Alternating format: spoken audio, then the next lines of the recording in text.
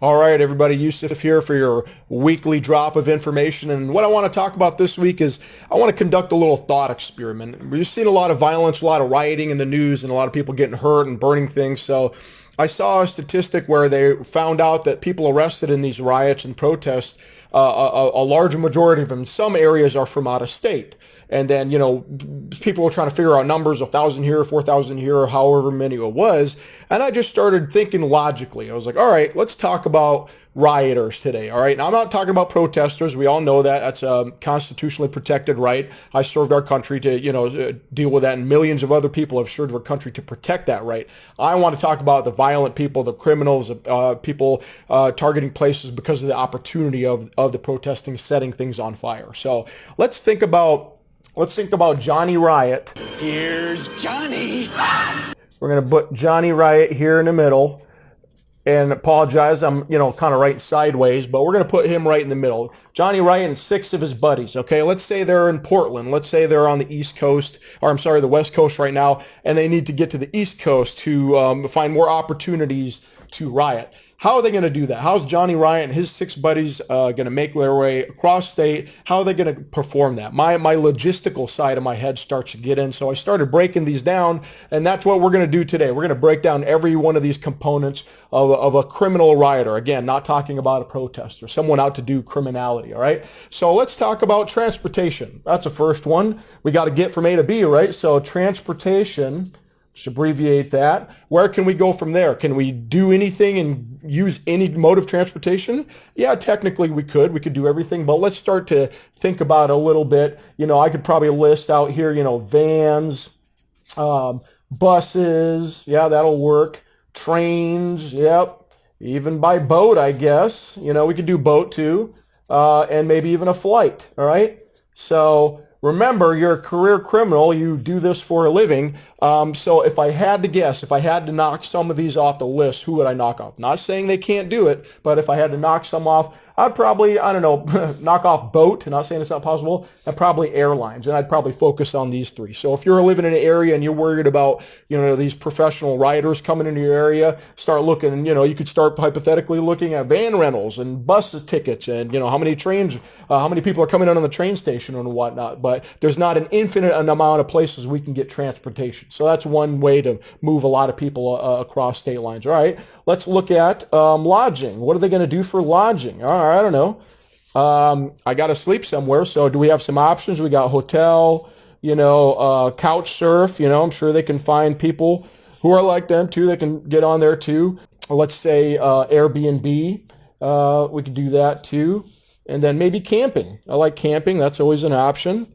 All right, so the idea stage, we're just coming up with ideas. Well, again, let's narrow it down a little bit, just a thought experiment. Let's knock some of these down. Airbnb, I don't know, that kind of costs a lot of money, and I need money for logistics, so not saying it's not possible. We'll keep it on there. Couch, yeah, definitely. Hotel, absolutely, depending on it. But I'm probably going to really look at camping. So maybe I don't cross any of these out, but camping, okay, if I'm Johnny Riot, yeah, that's pretty easy. If I just get a camping gear, a duffel bag, and a pack, I can stash that somewhere. I can go do my crimes, get arrested, not be prosecuted, turned right around, and then I can go grab a night's sleep, rest, refit, get some snacks, get some gummy bears, and go back out there. So camping gear or, lots of camping, context and relevance. If I have someone with all this camping gear in the middle of a downtown urban area, doesn't mean they're a criminal, but it doesn't fit the scenario, correct? So camping gear, there's one of them, all right? And we could start looking at these there. Let's go supplies, all right? What does old Johnny Riot need? Remember, this is a criminal. This is a terrorist, a rioter. He's there to, steal stuff. So what are some things we need? Maybe we need some, crowbars and hammers, not just hammer trees all over the place. Maybe chain to chain stuff up. Seen that a lot, okay? Chain each other together. Who knows? Paint. How about paint? Yeah, okay. Spray paint, all sorts of stuff, all right? So if I'm Johnny Ryan, I'm 6 of my buddies, we want to go cause damage. Where would I get all this stuff? Am I, running around all over the place? You know what? A lot of these sound like things you get at Home Depot, Lowe's, So hypothetically, if you see, the cash register in front of you, you have someone with a bunch of chain and a bunch of paint and all this stuff that we talked about, and you can just keep going and going and going with this and go, maybe someone's up to something weird.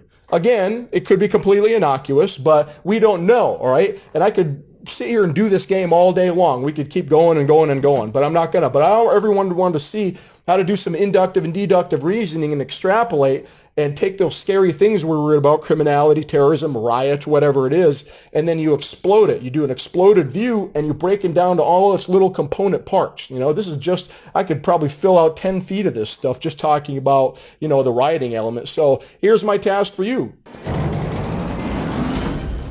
You think I have some vast Wikipedia knowledge? No, I was just sitting here trying to figure this out. If I needed to go riot, if I need to go set stuff on fire, how would I get there? How would I do that? What things would I need to buy? That's all I did. It's a pretty simple exercise. And watch this. Let's say, you want to look out for this stuff, all right? Think about lodging, all right? I come from a military background, all right? If you're talking about people in the hundreds and thousands, 5,000, 10,000, that's a logistical nightmare, okay? My people who have worked and in that experience have seen that before. How do you move that many people? How do you house that many people? Where do they go to the bathroom? If I have 10,000 people, 5,000, maybe a percentage of them are not from there, a large percentage of that number, where do they go into the bathroom, okay? Either they're just doing it all over the streets, which is a high possibility. Look at San Francisco. Here we go.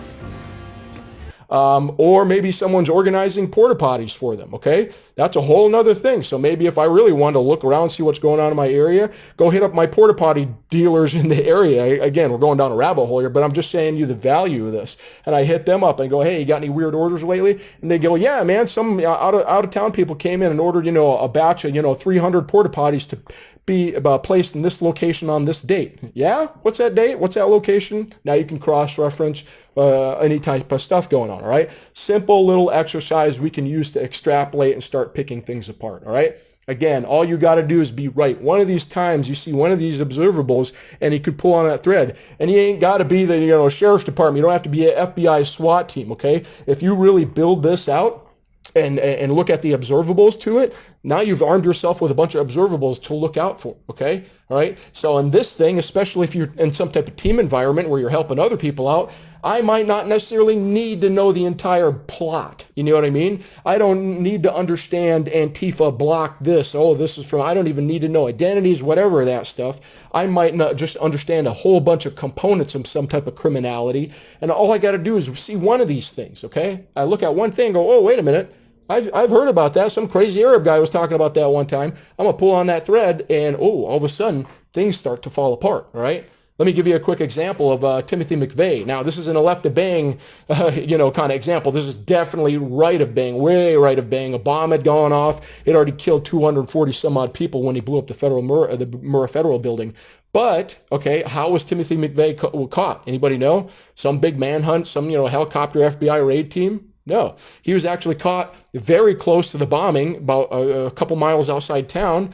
And what was he caught for? He was caught because, when you screw your license plate on, and the license plate screws, well, one had fallen off or come out, and his license plate was swinging in the wind as he's driving down the highway. Cop pulls him over, goes, hey, sir, you got your license plate out? He goes, I'm Timothy McVeigh. I did it. Handcuff me. And this guy's like, okay.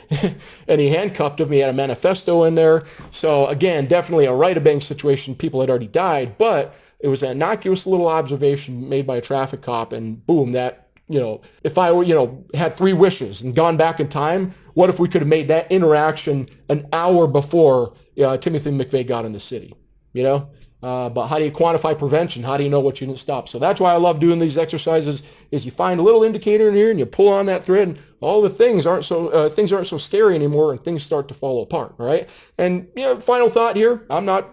This is just my opinion, okay? Lots of people moving across state lines, county lines, big movements of people, thousands of people, hundreds of people. All of a sudden you see them in one city and they pop up in another city, okay? Again, logistically, is anybody listening to this right now, go ahead and put in the comments, has anybody been in charge of big people movements like that, okay?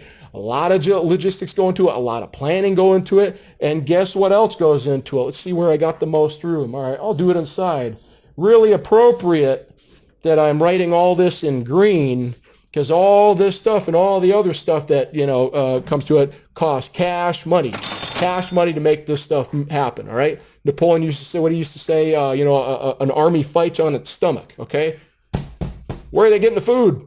I don't know. Where are they getting the porta potties? I don't know. But just wanted to bring this exercise to everybody's head, kind of top of mind for me. And like I said, I'll be in here next week dropping the same type of knowledge. So I'll see you at 11 o'clock Pacific Standard Time next week. Bye, everybody.